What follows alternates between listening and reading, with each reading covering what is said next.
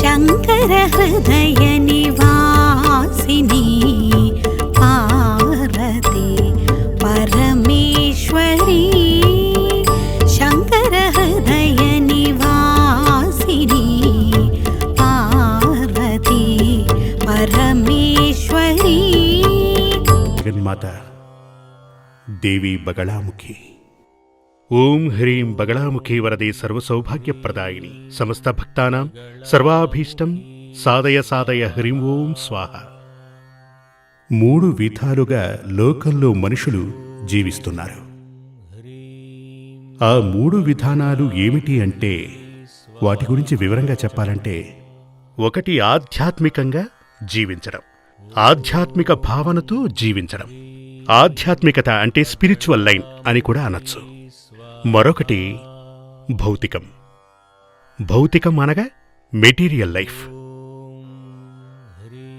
ఆధ్యాత్మికం, భౌతికం ఇవి రెండే కాకుండా ఇక 3వది వచ్చి ఆధ్యాత్మికం భౌతికం కలిసినది.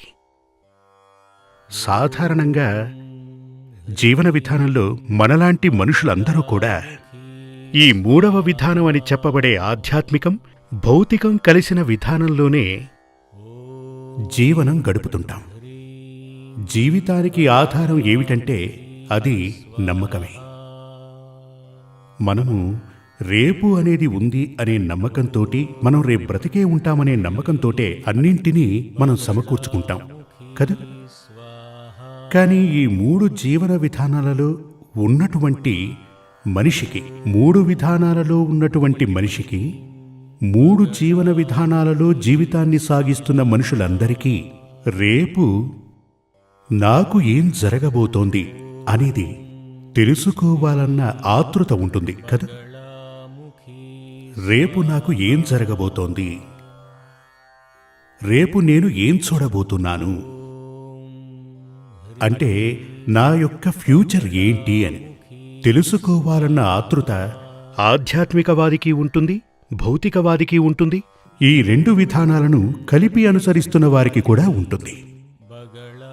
వీరందరికీ కూడా అంటే ఈ భూమి మీద పుట్టిన ప్రతి మనిషికి కూడా, మనుషులకు మాత్రమే కాదు, ఒక వ్యక్తికి, ఓ కుటుంబానికి, ఒక ఊరికి, ఒక దేశం, ఒక రాజ్యం, ఒక కంట్రీ, వీరందరికీ రేపు ఏం జరగబోతోందో తెలుసుకోవాలి అంటే ఒకే ఒక మార్గం ఇవాళ లోకంలో ఉంది. అదే జ్యోతిష్యం. జ్యోతిష్యం అనేదే లేకపోయినట్లయితే ఆధ్యాత్మికం ఖచ్చితంగా సంపూర్ణమైనట్లు అనిపించుకోదు. జ్యోతిష్యాన్నే మార్చివేసి, జ్యోతిష్యాన్ని టచ్ చేయకుండా ఉన్నటువంటి ఆధ్యాత్మిక ఆచార్యుల వల్లనే ప్రమాదాలు జరుగుతున్నాయి. మహారోగాలు ఎదురవుతున్నాయి, మహా విపత్తులు వస్తున్నాయి. కొందరైతే ధననష్టం, ప్రాణనష్టం, జైలు పాలు కూడా అవుతున్నారు. ఏమిటి దీనికి కారణం? దీనికి కారణం ఆధ్యాత్మికంలో జనించినటువంటి వీరు, పుట్టినటువంటి వీరు జ్యోతిష్యం అంటే భవిష్యత్తులో ఏం జరుగుతుంది, ఏం జరగబోతోంది చెప్పగలిగిన ఏకైక దైవీక శాస్త్రాన్ని అలాగే మడిచి పక్కన పెట్టేస్తున్నారు. అందుచేతనే రేపు నాకేం జరుగుతుందో నాకే తెలియనప్పుడు నేను మీకేం చెప్పగలను చెప్పండి కదా. ముందుగా రేపు నాకేం జరగబోతోంది అనేది తెలుసుకునే అర్హత నాకు లేనప్పుడు నేను మీకెలా అడ్వైస్ చేయగలను చెప్పండి. మనం ఒక జ్యోతిష్యుణ్ణి ఎందుకు కలుస్తాం? మన కష్ట నష్టాలు తెలుసుకోవడానికి కదా, మనశ్శాంతిని పొందటానికి. శాంతిని కోరే కదా వెళతాం. శాంతి ఎప్పుడు లభిస్తుంది? సమస్యలే లేనప్పుడు శాంతి లభిస్తుంది కదా. జీవితంలో అనేక సమస్యలున్నాయి, ఇంట్లో కూడా అనేక సమస్యలున్నాయి. ఇన్ని సమస్యలు ఉన్నప్పుడు ఓ జ్యోతిష్యుణ్ణి కలిసి నమస్కారం చేస్తే శాంతి లభిస్తుందా? లభించదు. క్షేత్ర దర్శనానికి వెళితే శాంతి లభిస్తుందా? గంగా స్నానాలు చేస్తే శాంతి లభిస్తుందా? లభించదు. శాంతి ఎప్పుడు లభిస్తుంది? సమస్యల నుండి మనం బయటపడినప్పుడు. మనకు ఎలాంటి సమస్యలు లేనప్పుడే మన మనసు ప్రశాంతంగా ఉంటుంది. అప్పుడు ఒక జ్యోతిష్యుణ్ణి కలిసినప్పుడు ఆ జ్యోతిష్యుడు నీకున్నటువంటి సమస్యలేమిటి, ఆ సమస్యలు వేటి వల్ల వచ్చాయి, ఆ సమస్యల నుండి నువ్వు బయటపడాలంటే ఉన్న దారేమిటి, ఇవన్నీ వివరంగాను తెలివిగాను నిజాయితీగాను మీకు వివరంగా చెప్పగలిగే అర్హత కలవాడై ఉండాలి. అటువంటి అర్హత ఒక జ్యోతిష్యునికి ఉండాలి అంటే అలాంటప్పుడు అతను జ్యోతిష్యం గురించి పూర్తిగా తెలియనివాడు, జ్యోతిష్య శాస్త్రంలో పాండిత్యం లేనివాడు, జ్యోతిష్యం అనే శాస్త్రాన్ని క్షుణ్ణంగా చదివినవాడు కాకపోతే ఇలాంటివన్నీ చెప్పలేడు. ఈ కాలంలో పురాతన కాలంలోనైతే సిద్ధులంటూ ఉండేవారు. దైవీకం కలిగినటువంటి ఆత్మ కలవారు, వీరిని సిద్ధులు అంటారు. వారందరికీ త్రికాల జ్ఞానం అంటూ ఉండేది. వారు కళ్ళు మూసుకొని ఓ 10 నిమిషాల తరువాత మన గురించి చెప్పేవారు. మన గురించి మంచి కాని చెడు కాని వాటికి సంబంధించిన పరిహారాలు చెప్పేవారు. కానీ ఈ కాలంలో ఇప్పుడు అలాంటి వ్యక్తులు మనకు కనిపించరు. అలా ఉన్నారని ఎవరైనా చెప్తే వారు మిమ్మల్ని మోసం చేస్తున్నట్లే. బాగా అర్థం చేసుకోండి. అంటే ఇలా ఉన్నటువంటి ఆచార్యవర్యులు అంటే మన కోసం వచ్చినటువంటి భక్తజనానికి మంచి జరగాలి అని వారిని మంచి మార్గంలో నడిపించాలి అని ఆలోచించే ఆచార్యవర్యులు జ్యోతిష్శాస్త్రాన్ని పక్కన పెట్టిన వారై మాత్రం ఉండరు. ఎందుకంటే జ్యోతిష్య శాస్త్రం అది ఒక్కటి మాత్రమే భవిష్యత్తు గురించి చెప్పగలిగిన ఏకైక శాస్త్రం. అందుచేత ముందుగా జ్యోతిష్య శాస్త్రం అంటే ఏమిటి అని తెలిసిన ఆచార్యవర్యులను మాత్రమే మీరు దర్శించుకుని మీ కష్ట నష్టాలను తెలియజేయండి. మీరు చెప్పక్కర్లేదు, వాళ్లే చెప్పేస్తారు. కాకపోతే అందుకుగాను మీ యొక్క జాతకం అవసరం. జీవితానికి ఆధారం నమ్మకమే, సందేహం లేదు. ఆ నమ్మకం అంటే మన మనసులో ఉన్నటువంటి ఆ నమ్మకం సరి అయిన నమ్మకమా లేక మూఢనమ్మకమా అనేది మనం తెలుసుకుని తీరాలి. పలువురు కొన్ని విషయాలను నమ్మి, అంటే ఏమిటంటే ఇప్పుడు బిజినెస్ చేయబోతున్నాం, సరే ఈ వ్యాపారం చేస్తే మనకు మంచిదవుతుందనే నమ్మకం వారికి ఉండాలి. ఆ నమ్మకాన్ని పెట్టుకుని ఆ నమ్మకాన్ని పెంచుకునే వారు ధనాన్ని సమకూర్చుకుని, అంటే నా ఉద్దేశం లోన్ తీసుకుని ఏదో ఒకటి చేసి బిజినెస్ని ప్రారంభిస్తారు. ఆరంభించిన తరువాత కొంతకాలం గడిచేసరికి ఆ వ్యాపారం నష్టపోయి చేతిలో ఉన్న డబ్బంతా పోయి రుణగ్రస్తులవుతారు. ఇది వారి నమ్మకమే కదా. ఇప్పుడు ఇక్కడ తన జీవితంలో అధిక స్థానంలో ఉన్నటువంటి ఆ నమ్మకం అతనికి ద్రోహం తలపెడుతుంది. కొందరైతే ఈ నమ్మకంతోటే తమ జీవితంలో చాలా విషయాలలో గొప్పగా ఎదిగిన వారు కూడా మనకు కనబడుతుంటారు. ఇప్పుడు హైవేలో వెళుతున్నప్పుడు మీరు గనక చూస్తే హైవేలో వెళుతున్నప్పుడు చాలా హోటల్స్ ఉంటాయి. ఒక హోటల్ ప్రారంభిస్తే దాని ముందు చాలా బండ్లు నిలబడి ఉంటాయి. దానికి ఏమిటి అర్థం? అక్కడ వ్యాపారం బాగా జరుగుతోందని అర్థం. మీరు గనక ఓ 2-3 నెలలు ఆగి చూస్తే వాటికి పక్కపక్కనే చాలా హోటళ్లు పెట్టడం జరుగుతుంది. ఈ హోటళ్లన్నీ ప్రారంభించి తరువాత 6 నెలలు గడిచి చూస్తే ఈ హోటళ్లన్నీ మూసేసి ఉంటారు. ఎందుకలా జరిగిందంటారు? అతనిది కూడా నమ్మకమే కదా. అతను కూడా అలాగే చేయటం జరిగింది. ఆ నమ్మకంతోటి అతను బాగా సంపాదించాడు. పేరు డబ్బు బాగా సంపాదించాడు కదా అని ఆలోచించిన తరువాతే వెంటనే పక్కనే మరొకరు ప్రారంభిస్తారు. కానీ అతనికి కష్ట నష్టాలు ఎదురవుతాయి. అంటే అతనిలోని నమ్మకమే అతని నాశనానికి కారణమైంది కదా. ఇక్కడ నేను చెప్పదలుచుకున్నది ఏమిటంటే నమ్మకమనేది మంచి విషయమే. ఆ నమ్మకమే జీవనాధారం. కానీ ఆ నమ్మకం మనకు మంచి చేస్తుందా చెడు చేస్తుందా అనేది మనం తెలుసుకొని ఉండాలి. అది తెలుసుకోవాలి అంటే దానికున్నది ఒకే ఒక మార్గం, జ్యోతిష్యం. మరో మార్గం లేనేలేదు. పక్కనే ఒక హోటల్ని ప్రారంభించడానికి ముందే తన గురించి తాను తెలుసుకోవటానికి తన జాతకాన్ని తీసుకుని ఓ జ్యోతిష్యుని దగ్గరకు వెళ్ళి, నేను ఇలా చేయబోతున్నాను, నాకు మంచి జరుగుతుందా అని గనక అడిగి ఉంటే, మంచే గనక జరుగుతుందంటే ఆ ఆచార్యుడు శాస్త్రాలు చదివినవాడే అయితే గనక సరే మీరు ప్రారంభించండి, మీకు మంచే జరుగుతుందని చెప్తాడు.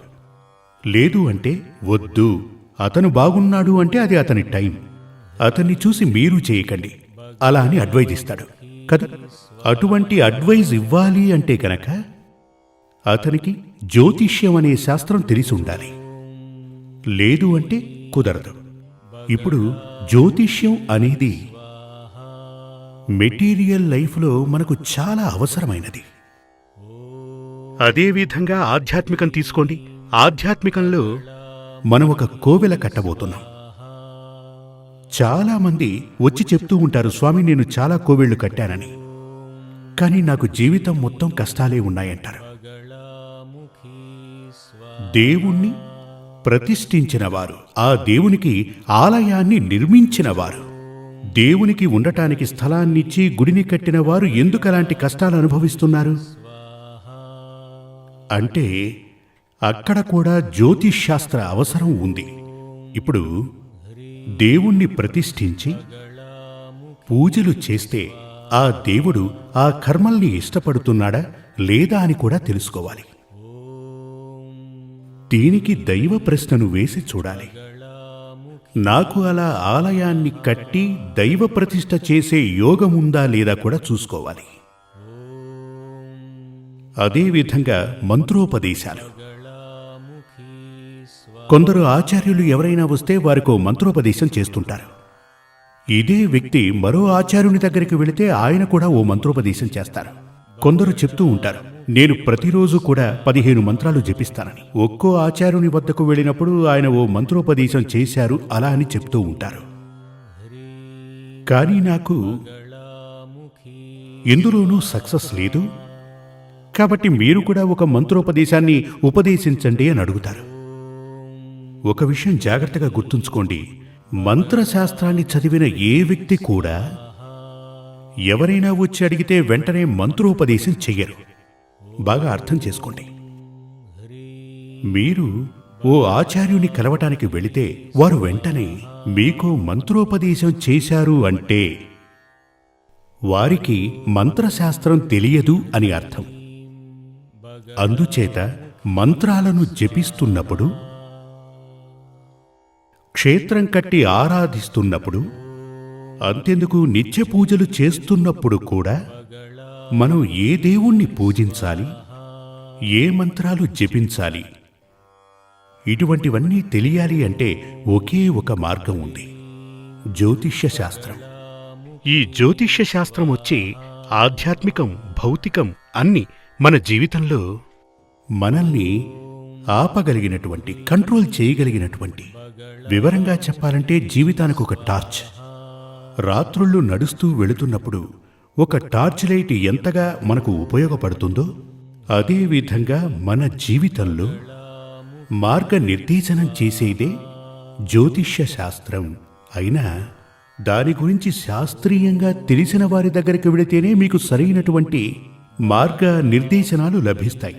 లేదు అంటే గనక మిమ్మల్ని అగాధంలోకి తోసేస్తాయి. అందుచేత జ్యోతిష్య శాస్త్రం అనేది మన జీవితంలో నిత్యం మనకు అవసరమైనటువంటిది అని తెలుసుకోండి. ఇది లేకుండా ఆధ్యాత్మికం సంపూర్ణం కానేరదు. అందుచేత ఎప్పుడూ కూడా 3 నెలలకోసారి, 6 నెలలకొకసారి, లేక సంవత్సరానికోసారి గ్రహాలు మారుతున్నప్పుడు వెనువెంటనే మీ జాతకాన్ని తీసుకువెళ్ళి ఒక ఆచార్యునికి, తెలిసిన ఓ ఆచార్యునికి చూపండి. అప్పుడే రేపు ఏం జరగబోతోంది, మీరు ఏం చెయ్యొచ్చు, ఏం చెయ్యకూడదు, ఇలా అని వారు మీకు చెప్తారు. వారు చెప్పినట్లే ఒకరికే చూపించి వారు చెప్పినట్లు మీరు చేయక్కర్లేదు, నలుగురికి చూపించండి.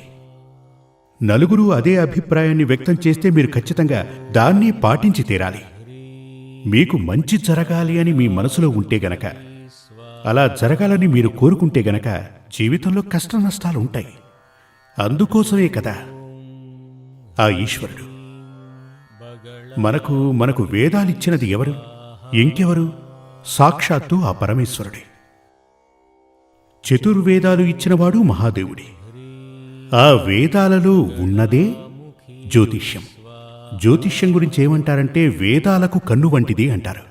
వేదాలలోనే అంటే ఏమిటంటే మనిషి శరీరంలో కన్నుకు ఎటువంటి ప్రాధాన్యత ఉందో, ఎంతటి ముఖ్యత్వం ఉందో అంతటి ప్రాధాన్యత ఉంది ఈ జ్యోతిష్యానికి. క్షుణ్ణంగా చెప్పాలంటే జ్యోతిష్యం లేకపోతే వేదాలు లేవు అని అర్థం. జై జగన్మాత దేవి బగళాముఖి. నేను చెప్పేది మీ అందరికీ అర్థం కావాలని నేను అమ్మవారిని వేడుకుంటున్నా. శ్రీ సూర్యమంగళం అద్వైత వేద విద్యాపీఠంలో తాంత్రిక పూజల్లో సిద్ధహస్తులైన ఎందరో ఆచార్యులు అమావాస్య, పౌర్ణమి రోజుల్లో ప్రత్యేక యాగాలు నిర్వహిస్తారు. ఈ యాగాల్లో పాల్గొనడం ద్వారా తల్లి శ్రీ బగళాముఖీదేవి అనుగ్రహం వల్ల సర్వదోషాలూ పోయి సకల సౌభాగ్యాలు మనకు కలుగుతాయి.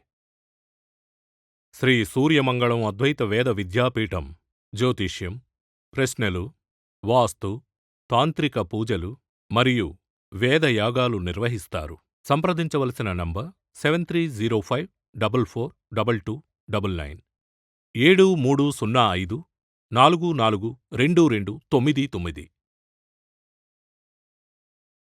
చెన్నై, కోయంబత్తూర్, బెంగళూరు, హైదరాబాద్, విజయవాడ, ఢిల్లీ, ముంబై, తిరునల్వేలి, టెక్సాస్.